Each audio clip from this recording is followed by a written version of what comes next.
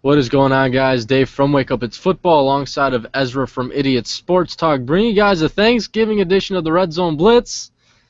A lot of turkey, a lot of stuffing, a lot of pie is going to be consumed today, probably by many of you. So happy Thanksgiving to all. But Ezra, how's it going, man? How's your Thanksgiving going so far? Gobble gobble, and it hasn't started yet. As soon as the Red Zone Blitz is over, I'll be getting in my car because there's no cooking here. There's 3 males that live in this, facility, in my apartment, and none of us cook. So we're going to be traveling all over. Me personally, I'm traveling all over New York City to get my grub on. First, if you guys don't know, New York City consists of 5 boroughs, and then there's the outer, counties. I'll be going to Brooklyn, Brooklyn. Then I'll go to Manhattan. Then I go to the Bronx, and I'll make. Are you serious? You're going to all of them? Not all boroughs. No one goes to Staten Island. Okay, no one goes to Staten Island. And then I might go to White Plains, New York. So yes, I may make 4 stops today. Wow. 4 stops. Okay. But happy Thanksgiving, everyone. I hope you guys have a fantastic one. We got the Lions and the Bears on right now, and I have it on the TV, kind of seeing what's going on. Bears are up 7-3 right now over the Lions. There's 3 Thanksgiving games. There's going to be the one after this is Philly and Dallas, and then the one after that is Seattle and San Francisco. So there's just 3 games played today. Should be fun, should be interesting. I have the Bears winning today against the Detroit Lions. And the Lions, the last 2 weeks, they put up, 6 points each game? 0 touchdowns the last 2 games. You can't win like that. The Lions can't score. I picked against them. They're playing a division rival in the Chicago Bears. They know them pretty well. So many have the Lions winning, but I'm picking the upset. This is how the Lions play their seasons the last couple of years. They win 6, 7 games early on, whatever, and then they just stumble. And this is what they're doing. And if the Bears win today, maybe my prediction is right. But I've got Jay Cutler and the Bears going into Detroit, beating the Lions right now on Thanksgiving. If the Bears defense can't be, an aid or momentum, a starter for the Lions offense, I got no faith after this. I got to see something today, okay? I've been slamming Matthew Stafford, the lack of running game, but it's a total team offensive effort how bad they are on that side of the ball. It starts with the offensive line. They are terrible. Okay, I'm watching the game, and the Bears are just getting pressure immediately right off the ball is snapped. Okay, they can't run the ball, and Matthew Stafford, who's even with a good offensive line, is just not accurate. So when he's being pressured, this is the result. No touchdowns the last 2 games. And today, you're facing the Bears defense. You got to come alive. You got this 2-game losing streak. The Packers are hot. And you got Seattle and the 49ers starting to play some good football, and they're going to want to take one of those wild card spots. So they got to come alive, and they got to win today's game. I don't see this as being a shootout. I don't see, it being 35-30 by any means. I mean, these 2 teams, like the Lions, have struggled to score points.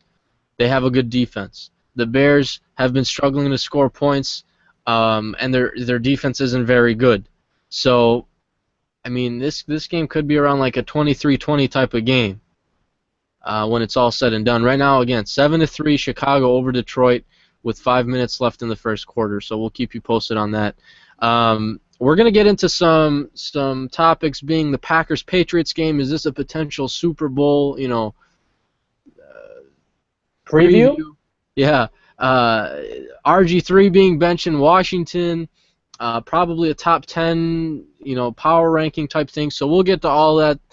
But let's talk about the Packers and the Patriots first. Right off the bat, is this a Super Bowl preview to you, Ezra? It's a potential Super Bowl preview, yes. How could you not say so? Okay, 2 of the hottest teams in the NFL going right now. The Packers defense has progressed nicely the last couple weeks. That offense is caliente. Okay, that's the Spanish word for Red Zone Blitz today. Hot, baby, hot. caliente. And the Patriots, their offense is clicking and their defense is not being talked about. With all those additions they made, is finally starting to gel. Okay, that chemistry's coming together, and it's just going to be so fun to watch their matchup this week. And I don't care who really wins. Obviously, I'm cheering for the Packers because I'm a Jets fan. But the result, I don't think will duplicate if there is a Super Bowl. So I just want to say, just don't put too much stock into who wins this week. But it's going to be fun watching both of these hot, caliente teams going at each other this weekend. Well, everybody was saying, oh, the Packers, after 3 weeks when they lost the Lions, the Packers, maybe aren't what we thought they were going to be. The Patriots in week 4 after they got blown out by the Chiefs, maybe the Patriots aren't what they're supposed to be. And then Aaron Rodgers says what? What does he say, Ezra? Show him, Dave. Show him. I don't know. He says, relax, baby. R, that's an E. L-A-X. So, who did I pick this week? A lot of letters, man. I picked the Patriots to win this week. Because they're playing hungry, man. They really are. They're playing hungry football. If the Packers win, that'd be phenomenal. That'd be fantastic. But like you said, whoever wins this game doesn't really mean that they're gonna. If they go off, and play each other again in the Super Bowl, doesn't mean they're gonna. That's the team to win. I would rather lose as a Packers fan to the Patriots this week, match up with them again in the Super Bowl, and then beat them. Obviously you want to win in the Super Bowl, but yeah, it's a potential Super Bowl preview. But I think the game is more important for the Packers to win this week because, they don't have that division wrapped up. The Lions are 1 game back. Let's say the Lions win today and the Packers lose on Sunday. Now you're tied for first once again in that division. Yeah. The Patriots, they could lose the game, even though it's not like, the Dolphins and the Bills, they're a little behind, but they have a comfortable lead in the AFC East, and I don't think anybody would be too worried if they lose this week. So don't the Patriots have one more win than the Packers do record-wise? Aren't they 9-? They're 9-2. They have the best record in. They're tied for the best record in the NFL with the Cardinals at 9-2. Okay. Yeah. So I mean, the Packers have a little bit more riding on this one. But they can still afford to lose. It's an AFC team. It has nothing to do with conference record or divisional record. So if they lose this game, it really has no impact on any playoff implications in the NFC. So if there was any game for them to lose, I think they still have the Bills to play. I got my schedule on my wall. They have the Bills and the Patriots left to play from the AFC. Those are 2 teams that they can afford to lose to without really risking any playoff implications in the NFC for them. So it's going to be a fun game to watch. It's Tom Brady. It's Aaron Rodgers. It's a hungry Patriots defense. It's a pretty solid Packers defense that's been forcing turnovers. I think they still lead the league in turnover margin. The Packers are averaging around 43 or 44 points a game at home. 43 or 44 points a game at home. They're averaging. I don't see them putting that up against the Patriots. But if you have this game being shown in your area, I think they have it shown everywhere except for the Atlanta area this week. You gotta watch this one. It's Tom Brady. It's Aaron Rodgers. It's at Lambeau Field. It's not going to get really much better than this. So tune into that game. I'm excited to see. Throw your guys' predictions down as to who wins this one. Packers, Patriots. If you guys want to throw a score prediction, that's fine. Throw that in the comments below. We'll get to those in a minute. But if you have to kind of say or give one reason why the Packers win this game, and one reason why the Patriots would win this game, do you kind of have any kind of prediction on that, or you just kind of wait to see how it goes? I'm gonna say that the team with the most rushing yards will win this game. How about that one? I can see that, and I mean, who controls the clock? Who controls the clock, time of possession, with running the ball, we'll win this game. I can see that. I mean, the Packers pretty much all year long have struggled stopping the run. So if the Patriots have a stable of running backs, they really do. They have 6 or 7 running backs on their roster. Believe that or not. They can ground and pound if they need to. They have LeGarrette Blount. Jonas Gray didn't really do anything, I don't think, last week. He got 0 snaps for missing a team meeting after posting 200 yards. Who's the starter there in New England? It's Bill Belichick, when it comes to running backs, he sticks to the game plan. He believes certain running backs may have a certain style that might be best fit versus a certain team. So really, even earlier when it was Stephen Ridley and Shane Vereen, one week Shane Vereen will get most of the carries, or he'll get most of the snaps, and the next will be Stephen Ridley. And believe me, I know, because Stephen Ridley was on my fantasy team, and it would kill me when I started him in fantasy. He would get 5 carries while Shane Vereen had a big day, or vice versa, and he used to kill me. So Bill Belichick, he just goes by, who he thinks will best fit for the game plan versus that specific team. We have a scoring update. Chicago has just scored a touchdown. Alshon Jeffrey from about, I think it was like 6 yards out. The Bears are now on top 13-3, pending the extra point after a Jared Allen fumble recovery deep in Lions territory. So the Bears getting off to a hot start against the Detroit Lions. I think Alshon Jeffrey has 2 touchdowns on the day so far, so and it's still in the first quarter. And hopefully my prediction of the Bears beating the Lions is correct. So we'll see. I was a little Packer fan talking right there. A little Packerness right there. A little cheesehead. I mean, but if the Lions could score points, I would have picked the Lions. They're at home. Do you call yourself a cheesehead? No, I don't really like that. Let me actually go.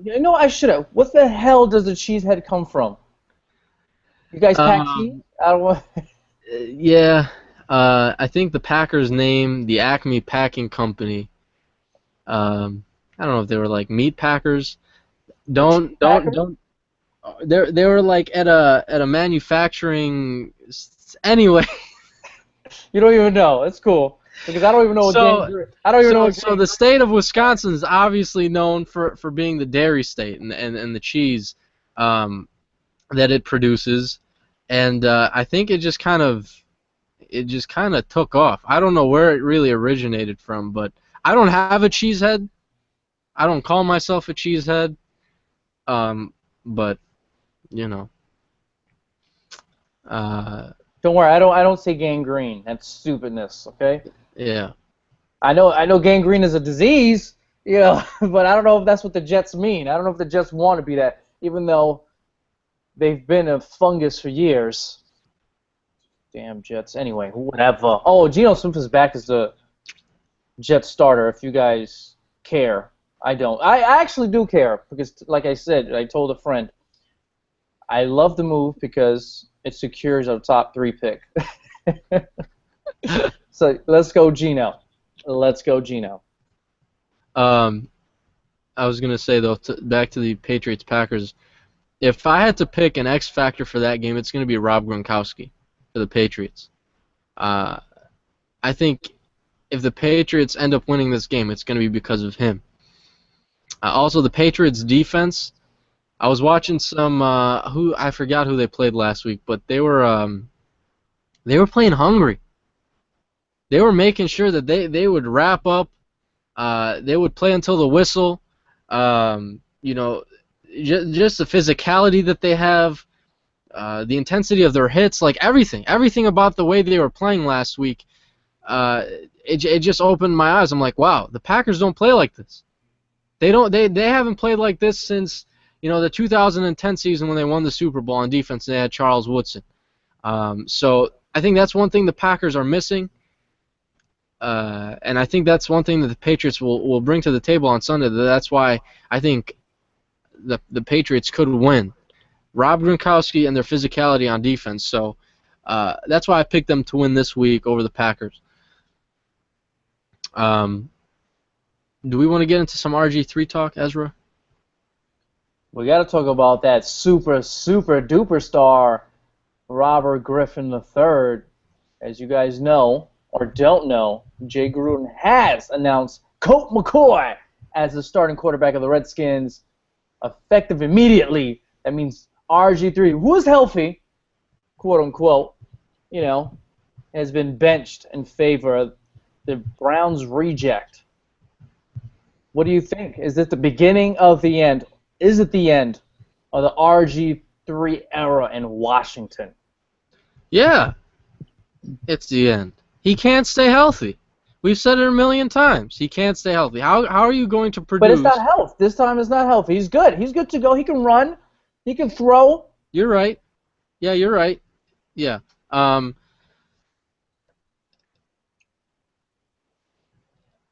don't know why he made that decision. To be honest, the only way I see it is Jay Gruden feels as if Colt McCoy gives them the best chance to win. And saying that sentence just for any NFL franchise is a very scary thing. Colt McCoy gives us the best chance to win. You don't put him in as the starting quarterback if you don't feel that. So, if you have Kirk Cousins on the roster, you have Robert Griffin III on the roster, and you have Colt McCoy on the roster, and Colt McCoy is your starting quarterback, that franchise is going to be in trouble for the next 5 seasons easily. They're not going anywhere. They're going to have to draft and develop someone because Colt McCoy isn't leading you to the Super Bowl, and if he's your starting quarterback, the guys below him are not leading you to the Super Bowl, so you can just forget it.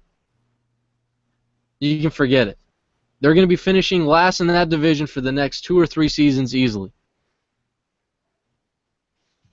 Colt McCoy. You kidding me? It's over. RG3 is done in Washington. They might as well just trade him. Seriously. They might as well just trade him. Find a team like Oakland or Jacksonville or someone or Houston. Like here, take a flyer on this guy. Give us a 3rd or 2nd round pick. He's got the talent, but you're taking the risk that he's always going to be hurt. You think he's worth a 2nd round pick? You think someone will give up a 2nd round pick for him? I wouldn't. I wouldn't. The most I'd probably give up for RG3 is at this point, knowing his injury history, a 4th round pick. That's the most I would give for him. Rounds 1 through 3, those are for players who obviously they're not proven in the NFL because you don't know. But rounds 1 through 3, in my opinion, are the guys that give you the best chance to win from a talent perspective. 4 through 7 tends to be, those are the guys you tend to take a little bit more of a chance on. So giving up a 4th round pick, you're taking a chance on RG3 because you know what you're already getting.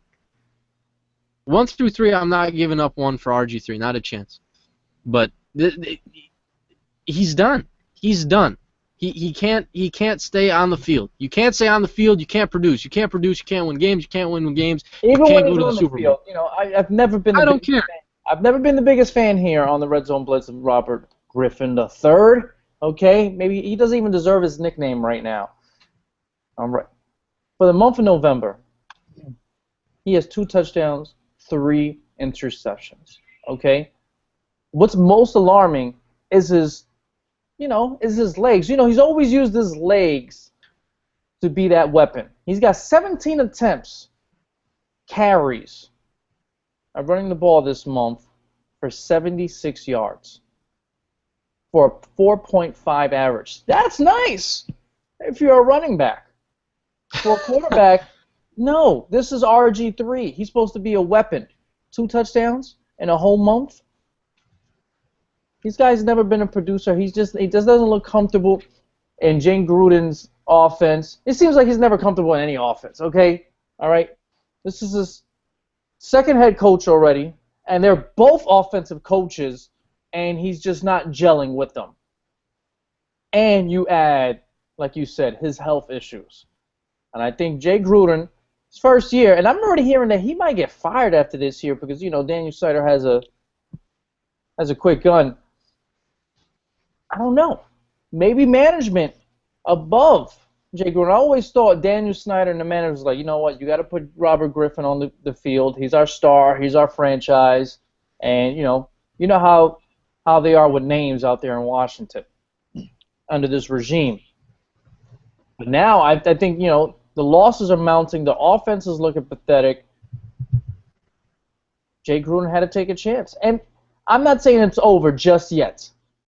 I'm saying it's leading towards that way, but I've been saying that for a while. You heard me earlier this year. I thought Kirk Cousins would be the starting QB of this franchise sometime this year. No, it's Colt McCoy. I was wrong. It's Colt McCoy leading the way. But I don't think it's over because maybe they're taking they're taking a Hail Mary. Robert, you're on the bench now, and it's not because of your health. You got to wake up, plain and simple. You got to improve, or you're not going to be starting here anymore. I think this is his wake-up call. Maybe he could take it either one way. Take it in stride and try to get better, or two, get upset, call his agent and say, you know what, I'm RG3. I want out of town. Put me on another team that's going to make me the starter and believe in me. And you know what? Knowing the closet diva that he is, okay, I saw that divaness for years ago, buddy, all right, with your stupid smile. It's a nice smile, but stupid at me because I know you faking it. I think he will go that route and tell his agent, I want out of town, which is cool. Whatever makes him happy. But I know he's a diva. And maybe this is their Hail Mary to try to correct his attitude. And he needs, like I said, you can be a diva all you want. If you're not producing on the field, once Kim K loses that cake, all right, her career's done. All right, that divaness ain't working no more. Plain and simple. If you're not producing, you can't be a diva. No one's gonna like you, and no one's gonna support you. Why do you think J-Lo still works out? She looks incredible for 45 because she knows she loses that, she's done. I was talking to a buddy the other day about my ideal, the ideal quarterback, in my opinion, has the size, has the arm strength, has the accuracy, has the pocket mobility, and the fifth dimension to him is can he run outside of the pocket, make a play, or get the job done on his legs. You talking about Tony Romo? No, I'm not talking about Tony Romo. Ben Roethlisberger. He's got all that you just said. RG3. The thing is with these GMs, all right, they have to understand that they're drafting gimmicky quarterbacks. And what I mean by gimmicky quarterbacks is, this guy can run, he's a dual threat, he can do this, he can do that, but he doesn't fit the mold of all of these other quarterbacks who have won Super Bowls. If you look at their body types and what they were able to do for the most part, these guys were pocket passers. These guys were pocket passing quarterbacks. None of this, let's run outside the pocket, get the job done on our legs. I'm a running and passing quarterback at the same time. That's why I wasn't a huge fan of RG3. I was a fan, not a huge fan. That's why I wasn't a fan of Johnny Manziel. That's why I'm not a fan of whoever else is going to come out and is just gimmicky, who isn't a pure passing quarterback. If I was a GM, I wouldn't have drafted him. Quick update. Matthew Stafford with a beautiful throw and a beautiful catch by Megatron for a touchdown. Real nice. Right in traffic, too. Real nice. It wasn't no Odell Beckham catch. People were loving that catch this past week. People were going to slam me. I was talking to my friends. I'm not even going to say that word because that's stupid. It was a fantastic one. It really was one of the true great catches I've ever seen. Okay, but I'm not calling it the greatest. That's all I was telling my friends. I'm not calling it the greatest catch I've ever seen, but it was a great catch. Great catch. All-time catch. Let me rephrase that. All-time catch. Odell Beckham. I know you were excited to see that, man. A guy. See your boy shine. Man. I sometimes I miss on prospects. I missed on Sheldon Richardson. I missed on Kelvin Benjamin. I didn't miss on Odell. I knew what I saw. I saw Odell, and I was saying, man, this guy's gonna be something. This guy's gonna be something really, really good. And just everything he did at LSU, even at the line of scrimmage when corners would just try and jam him, the way he would get off of those jams and start running his route and being able to get open, the guy was phenomenal. And being taken the number 3 receiver in that draft in a very deep receiving class is I think, did we say last week who we think is going to be our rookie of the year? Was it rookie of the year? No, we were talking about who's going to end up with the best career. Did I make that prediction before that catch? Yes, you did. I think I did. Yes, you did. Well, that's it. It was one catch. He already got the best career because of that catch? No. He might have the highlight catch. It was one catch. It was one catch out of all those receivers for their career. But best career already? No. Not best career already. But still, it's kind of funny because I said, that's my guy. He goes out and makes this catch, and everybody's talking about him. Maybe. I don't know. We'll see. I don't think that catch would have got as much love if it wasn't nationally televised. Just saying, that helps a lot with the hype. Come on, Ezra. Come on. We're in 2014. The internet is gonna, if it's not on national TV, the internet is gonna make it explode anyway, with GIFs and I'm letting you know, memes and all that. Been as hyped. Like I said, all-time great catch, all-time great. It was insane. He got pass interference, falling down. You already know how the play goes. It was an insane catch. There's no way around it. I'm not trying to people may think I sound like a hater because I'm saying it's not the greatest, but it's an all-time catch. Top 10 for sure. We don't have too many people joining us today on this Thanksgiving episode because everybody's probably... Maybe they're eating that turkey, that chicken. They're eating that turkey. We have Cubone with us, I believe. Some mac and cheese. Oh, man, these guys are eating and listening to us right now. Cubone, thank you. Leroy Boss was here 20 minutes before the show started. Thank you, guys. You know what? If you guys have Twitter, send me what you're eating right now on Twitter. Okay, send it to David also, all right? At Idiot Sports Talk, at Wake Up It's Football. You see it right here on the lower third and a FanDuel comment, lower third. So please, send us a picture. I'm hungry right now. I got no food in my house. I need some visual.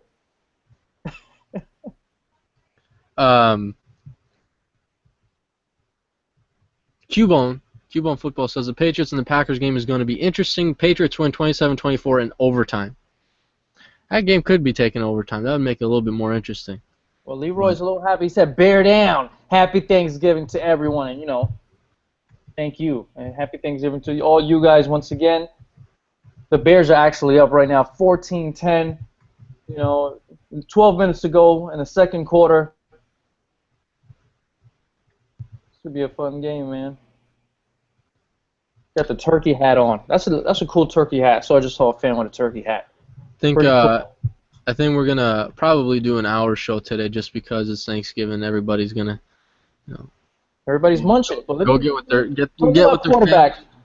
I don't want to say I'm in bed and it's 4 a.m. and I think about you, David. I really don't. But last night I kind of thought about your boy, and I was like, Alex Smith.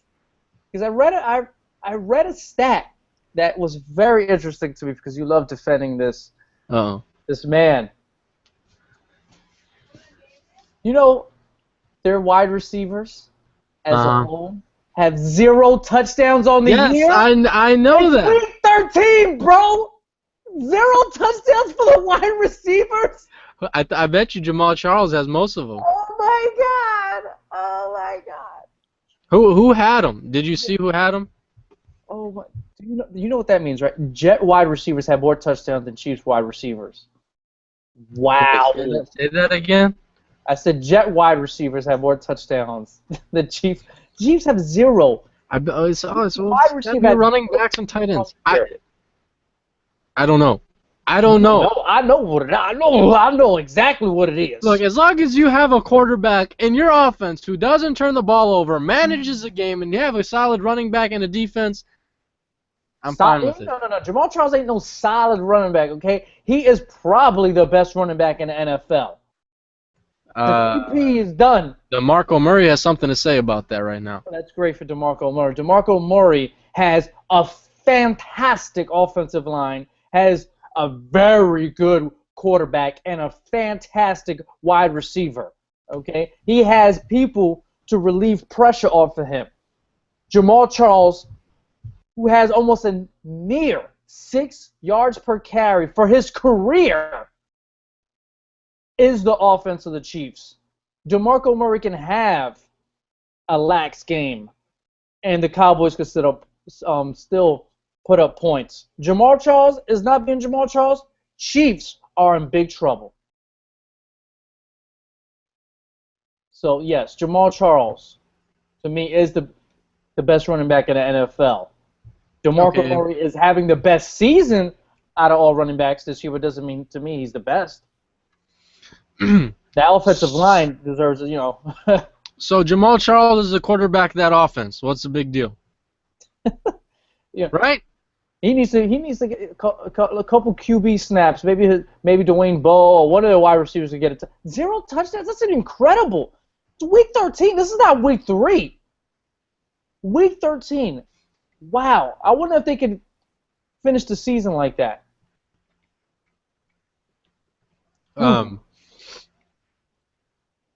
That's not Andy Reid like either. You know? Like, Andy Reid usually has his quarterback and his receivers making big plays. But you have to credit him with what he has around him, the situation he was put in, and the job that he accepted when they decided to go with Alex Smith. He had for the primarily for his entire tenure in Philadelphia, he had Donovan McNabb, right? And then he had Michael Vick for a season or two or whatever it was.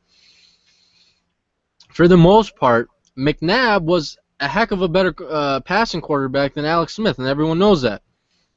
He had guys like, T.O. Was Keenan Lewis on the Eagles at some point, right? Let me tell you something. McNabb, besides T.O.'s, have one of the worst receiving corps throughout his career. He has James Thrash. Was it Thrash or Thrasher? James Thrash. Was it Mitchell? Something Mitchell. The guy he thought he was Mike.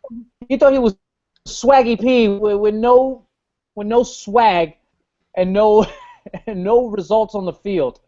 Something Mitch or I don't know what he was a bum anyway. Forgot his name. No, McNabb had a terrible wide receiving corps throughout his career.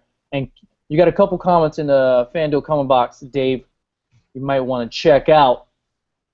I don't want to say all the names that Cubone Football just mentioned, but he's a Rams fan, and we were just talking about Washington. They got a lot of players out of that trade. I think it would be hilarious because, the Rams are also looking for a QB for the future. Imagine an offseason they actually trade for, or let's say the Redskins release RG3.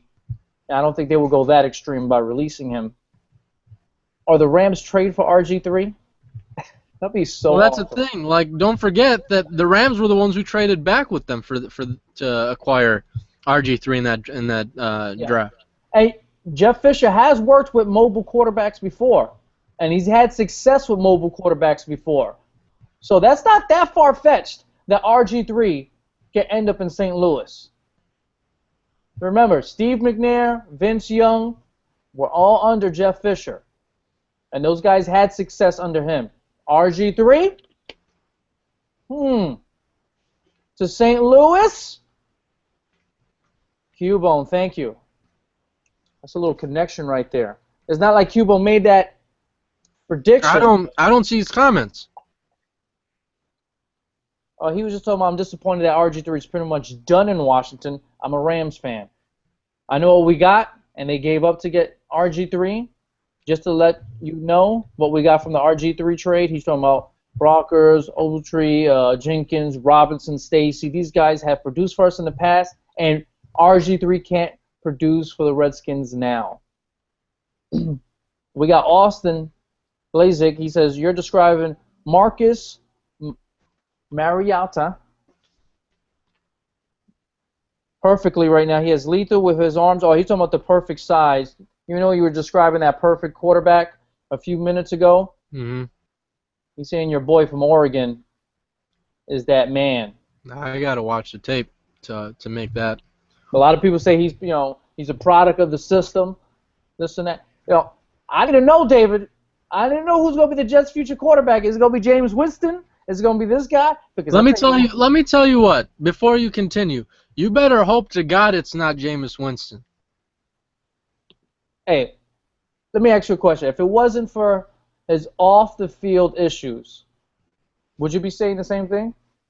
Or are you just saying that because of what he does on the field also? I haven't watched the tape. All right, so don't slam the game. This might be a future Jets quarterback, even though I don't like his mental makeup already for New York City. I don't know if he can handle the media over here, if he's acting like a knucklehead in Florida. Okay? That's the thing, though. I talked about gimmicky. That's another aspect of gimmicky. Off the field issues, all these problems he's been in the news for. If you want a franchise guy, you better make sure he can be a good quarterback on the field, but also off the field. And if he can't do that, eventually he's not going to stay for long. Well, you need to find out, man, if my Jets are securing this top 3 pick, if it's a bad time for us to draft a franchise quarterback. Because they better draft one. They better draft one with that top 3 pick. I see anything else besides a QB, you gonna see me. You gonna see me at the stadium. You gonna see me somewhere. You gonna see me in the NFL offices. Something is going down.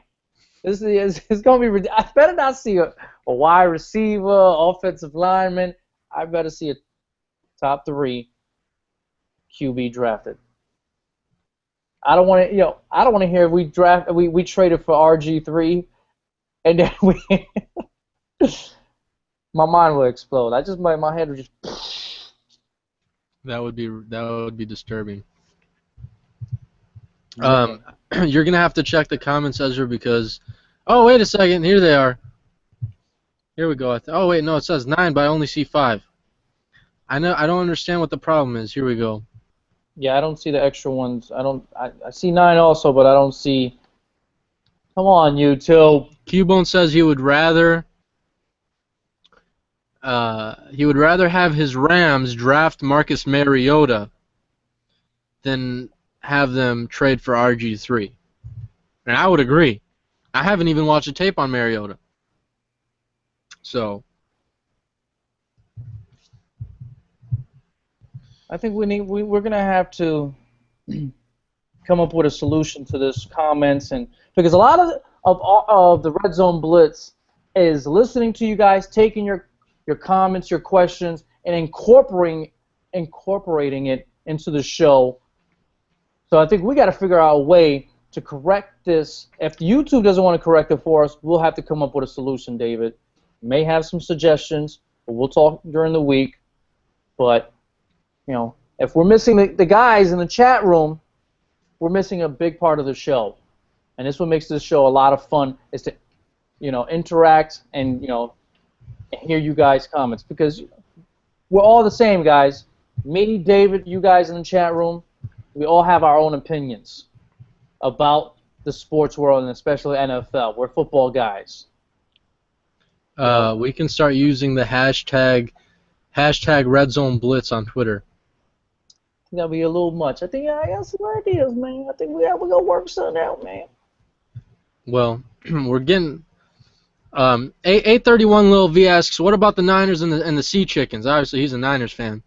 The Sea Chickens.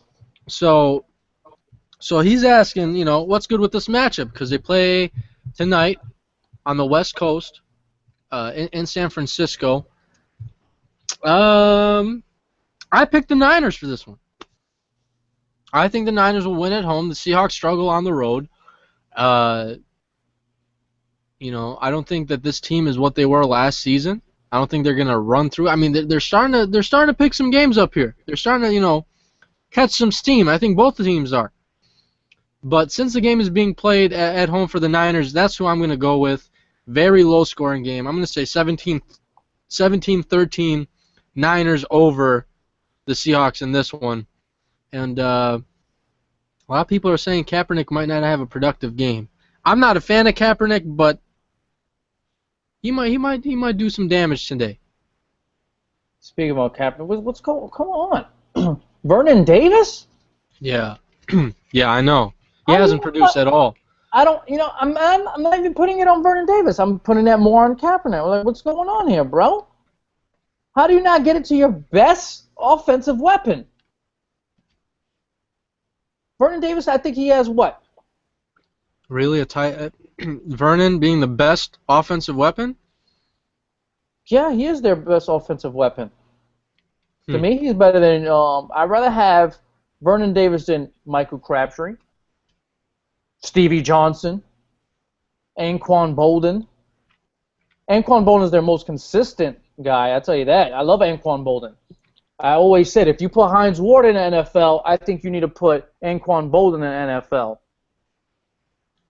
But Vernon Davis, man, has 197 yards on the season. You mean in the Hall of Fame? Yeah, that's what I said, right? Or what did I say? In the NFL. Oh, yeah, excuse me. Yeah, well, I was looking at the stats. I apologize. But, yes, if you put Hines Ward in a Hall of Fame, I think you need to put Anquan Bolden in the Hall of Fame. That's just a personal opinion of mine. That's how highly respected I feel of Anquan Bolden, who's leading the team with 825 receiving yards. He'll have another 1,000-yard season at age 34. The guy is tough as nails. But Vernon Davis, 197 yards. No touchdowns, two touchdowns? Yeah, 2 touchdowns. Come on. Yeah. I was actually a bit surprised by that, too. Refreshing the comments here. But this is going to be a fun game. Well, even though I don't have... A couple weeks ago, we made our mid-season predictions on who's going to take these playoff spots. I didn't have the 49ers or the Seahawks taking it. But if one of these teams are going to take it, is going to be decided today? It might be. I might say that. That might be my prediction. Who wins tonight's game out of the Seahawks and 49ers, and one of these guys are going to make it to the playoffs, I think this is the game that decides it. It's huge. You're talking about playoff implications. This one's huge. Right here, tonight. Although I have the Cardinals winning this week against the Falcons, I can still see the Falcons beating them at home. The Cardinals, I think, struggled offensively last week against the Seahawks. Only scored 3 points. Drew Stanton is obviously in that quarterback, and I don't know if he's the answer, since Carson Palmer has gone down. So the Cardinals, I think, are going to start losing more games. As for the Niners and Seahawks, as I just mentioned before, like these two teams they're starting to step it up a little bit. So potentially, I mean, this is a divisional game where the divisional record is on the line. The NFC record is on the line. It has a lot of implications for seeding. The winner of this game tonight, I'd say their chances go up slightly a little bit more than the other team of winning this division. So I have the Niners winning. I could still see both of these teams making the playoffs. But this division is really, I think, going to come down to Week 17. It's going to come down to the last week because it's just so close. The 49ers have a 3-game winning streak, and they virtually have the same conference records. Seattle's 5-2. The 49ers are 6-3, and their division record is 1-1. That's for the Seahawks, and the 49ers are 1-2 in the division. So if the 49ers win tonight, they'll go 2-2 in the division, and Seattle will go 1-2, and their conference records would be Well, the conference records would be, Seattle. I mean, 49ers will have 7 wins in the conference to Seattle's 5. Vice versa, reverse if the Seahawks win. And the Lions are in the goal line situation, baby. Red zone. I thought Joyce Bell got in. Did he just get in? I thought he did, but I'm watching it right now. They're replaying it. Oh, he got in. I thought he did. He got in. I think they're, just reviewing the play. Oh, no. Maybe. Second and goal. He looked like a touchdown to me. Wow. Oh, what must have been a penalty? Because they're back at the 15-yard line. There must have been a penalty. Oh. Well, I'm hoping for Golden Tate to score. Oh, there you go. Just because. Oh, he's getting it. Oh. Come on. You're 5 seconds ahead of me. Riddick with the Riddick almost looked like he just got executed. That Bears player just gave him the hammer. Good screenplay. Good call. Do we want to break down before we head out in a little bit here? Any like power ranking or top 10 team for this week? You want to do that real quick? It's up to you. I think the Patriots are number 1 right now. Packers are number 2. I think everyone kind of agrees on that. Yes, I'll agree with that. Let me think. But Broncos, Cardinals, Cowboys, somewhere in the 3 to 5 range. I asked you this last year. Okay? Mm-hmm. Last year? Yes. Last Thanksgiving. I think we spoke about our power rankings when it comes to Thanksgiving food. Is wings? Yeah. No, I think that was football food. I think that was Super Bowl food. Yeah. I asked you about Super Bowl food, but now it's time for Thanksgiving. What is your number 1 power ranking Thanksgiving food? Is it the turkey? Oh, man. What a question. Wait for you guys in the comment box. What's your number 1 or top 3 power rankings when it comes to Thanksgiving food? Give us your favorites. Come on, baby. Okay. All right. Top 3. I'll probably have to rearrange them, but number 1, first thing that comes to mind is the dark meat on the turkey. So like I like the legs and the wings and some of the dark meat on the turkey. Those are my favorite.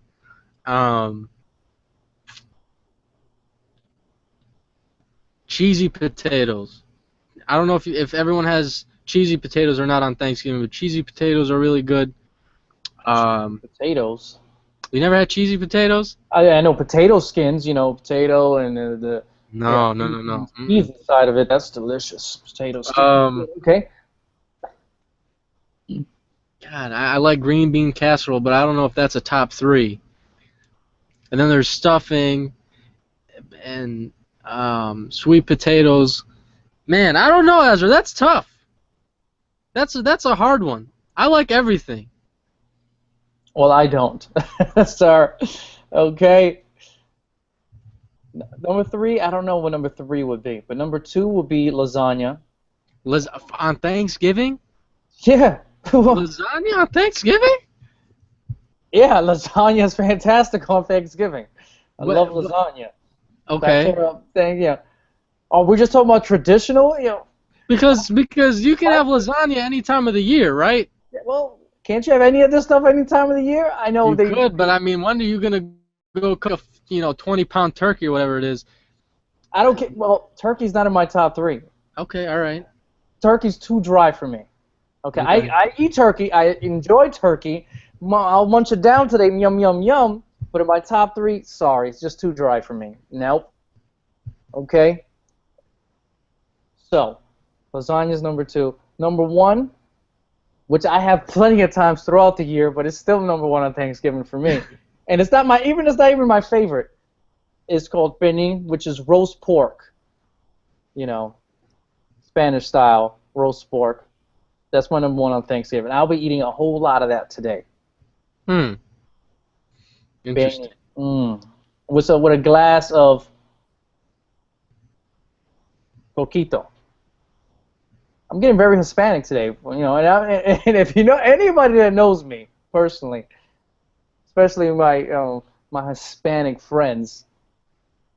They don't even believe I'm Hispanic because I have terrible Spanish. Don't dance salsa.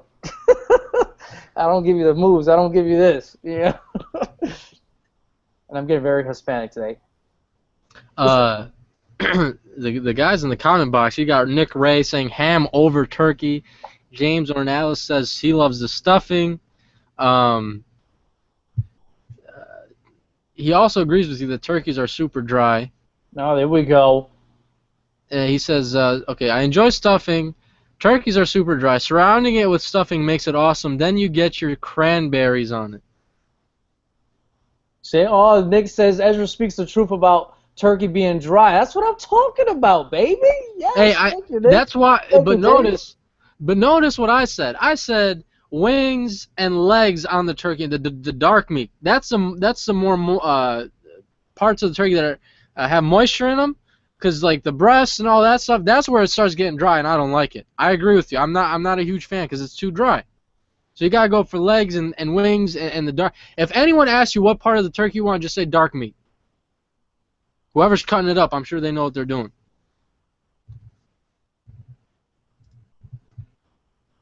So yeah, we got a couple comments in there. James, he's talking about Anquan Bolden is a solid number 1 or number 2 receiver. He fights for the ball well. Cap has to throw a bit higher to him, and it will be a much better combo.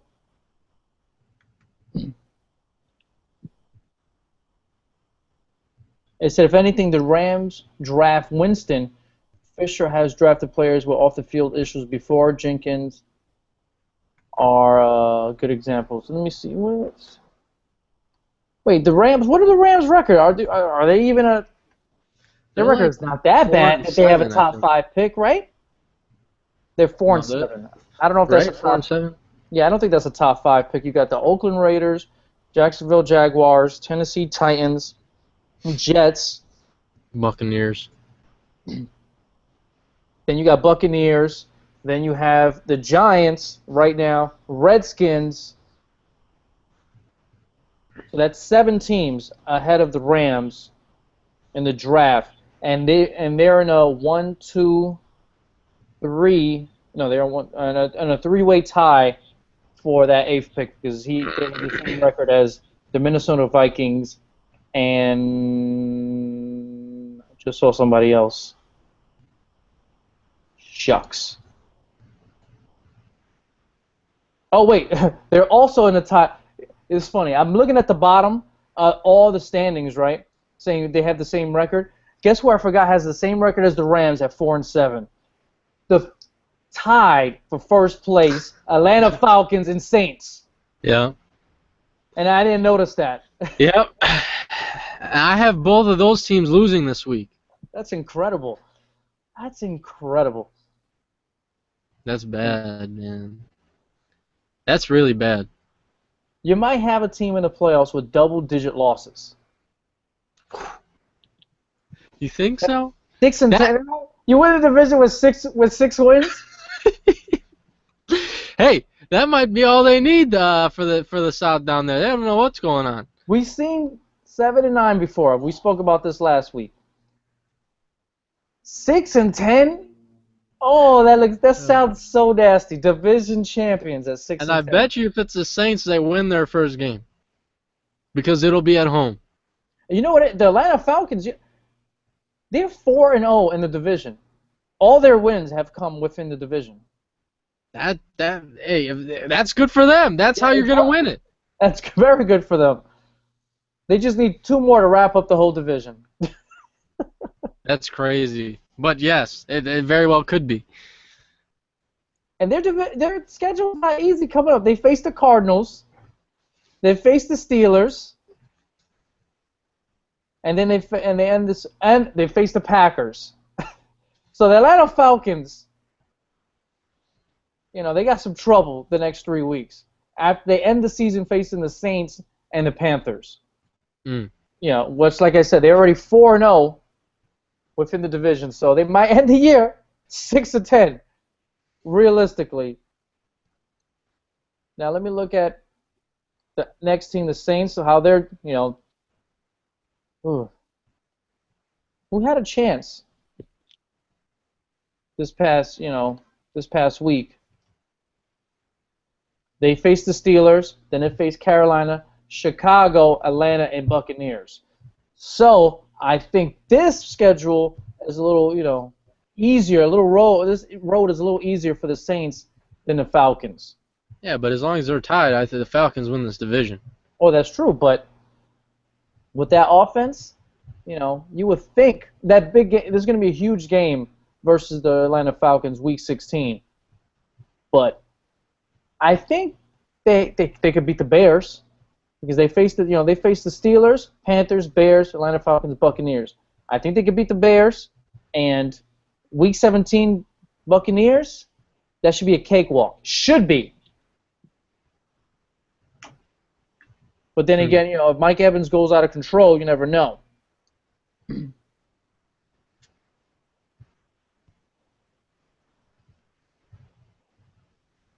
me see.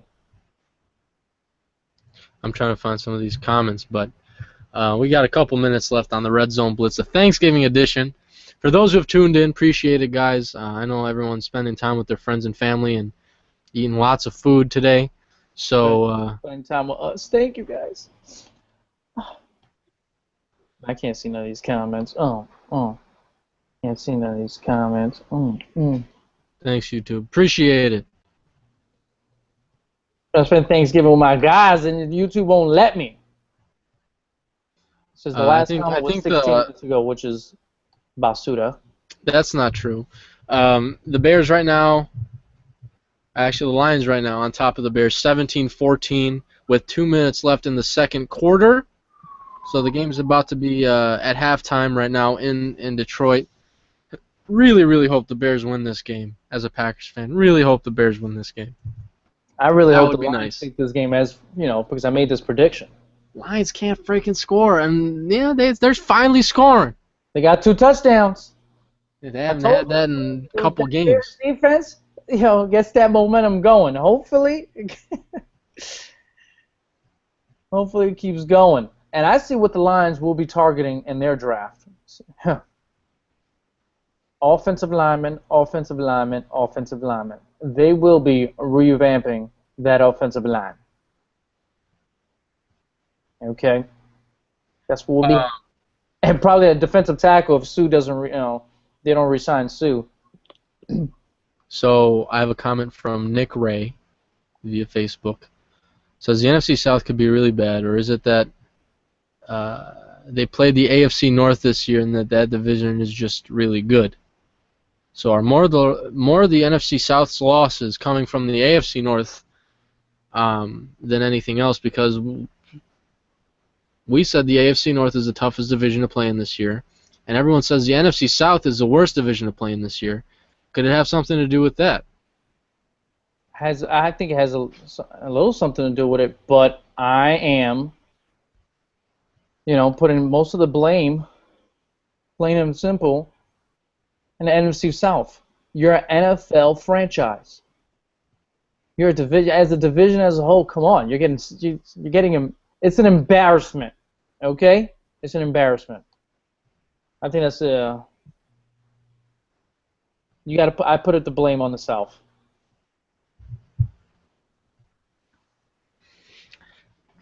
It's too hard. It's too hard. It's too hard to stay. Like you don't, because there's too many games between too many teams to really, make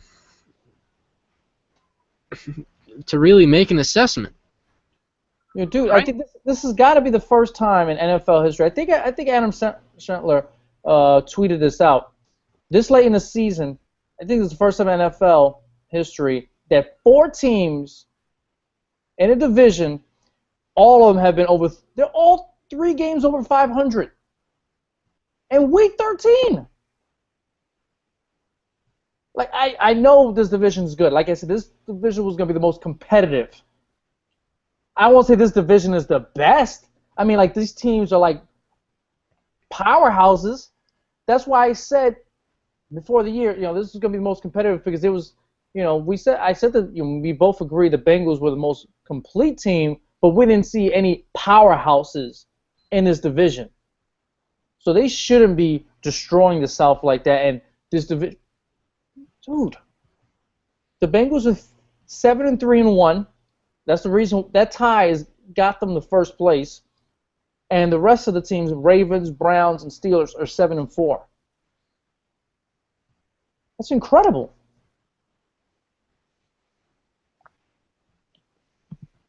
I agree.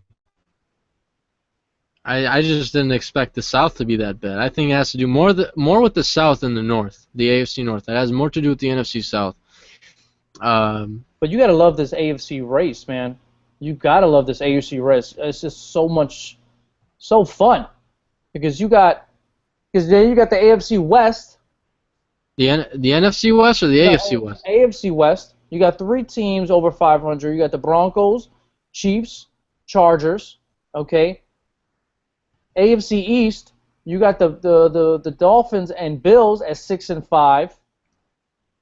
And you even got the Houston Texans at 5-6.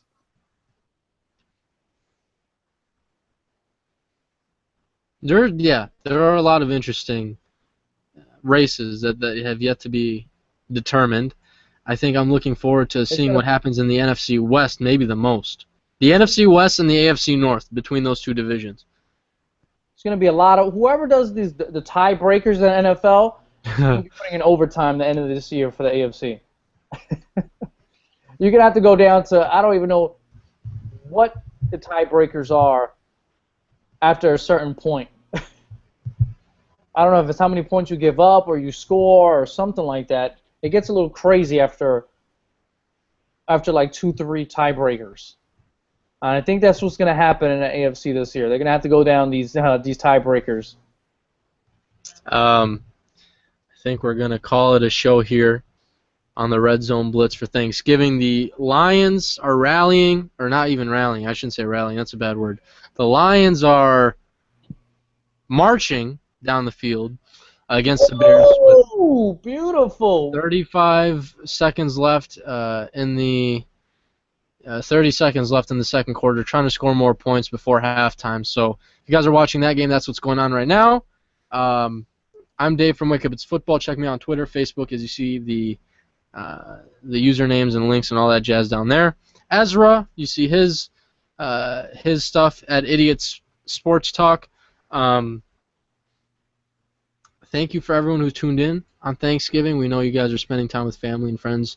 But thanks for joining us, talking some football before these games really, get underway today. So I'm Dave from Wake Up It's Football. That's Ezra from Idiot Sports Talk. Ezra, any last words before we head out? Enjoy your lasagna. Because I will. David doesn't want me to get lasagna on Thanksgiving. I have lasagna here and there. It's it's not a Thanksgiving thing to me. Well, enjoy your dry-ass turkey, okay? All right, I will. I hope will when make you go sure to downstairs do. right now, someone ate your dark meat, okay? Yeah. I hope for getting on my lasagna. I hope that happens. But I'm thankful for everyone that came by tonight. I'm thankful for Dave. I'm thankful for every idiot in the NFL. I'm thankful for everything in the sports world. I'm breathing and walking. I am just thankful for everything, okay? You guys have a wonderful one. We'll see you next Thursday. We'll talk about my Jets being 2-10. We'll talk about, Dave Packers losing to the Patriots, which I hope that doesn't happen. No, maybe I do want that to happen. I want your division to stay interesting, and I want you to sweat a little bit. You've been smiling a little too much about your Packers lately.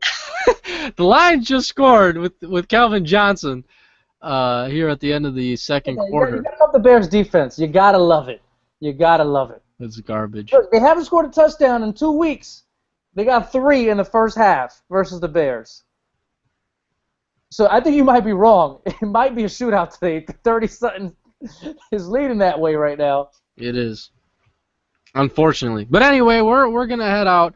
More viewers are coming in as we're leaving. That's kind of unfortunate. But if you guys want to check out the Red Zone Blitz that we just did, it will be up on YouTube in about 5-10 minutes. Once YouTube gets everything posted up, you guys can check it out, watch it over again. Brandon Michael, enjoy the game. He's going to the 49ers and Seahawks game. Oh. Did we make a prediction? Did we make a prediction for the rest of these games today? No, let's do it. Let's do it right now. Let's do it right now. You got the Cowboys Giants. No, sorry, Cowboys Eagles. Cowboys. I'm going Cowboys at home. Philly? Oh, it's at Dallas. I'm going with my boy Tony Romo. Are you serious? All right, Tony Romo. Seattle at San Francisco. I already made this pick. I said San Francisco. I'm also going with San Francisco. Okay. And I want to give a quick shout out to Big Worm. He sent me his turkey. He sent me a picture of his food, his stuffing. Uh-oh. On Twitter. Is it on Twitter? Sent it on Twitter. He sent it to you too also. Awesome. I'll check it out. I'll check it out. To our Twitters, okay? At Wake Up It's Football. You see it on his lower third. And at Idiot Sports Talk. You guys have a good one. Enjoy that food. Yum, yum, yum, yum. I got to get ready too. I'm hungry. Lasagna. All right. Take care, everybody. Later.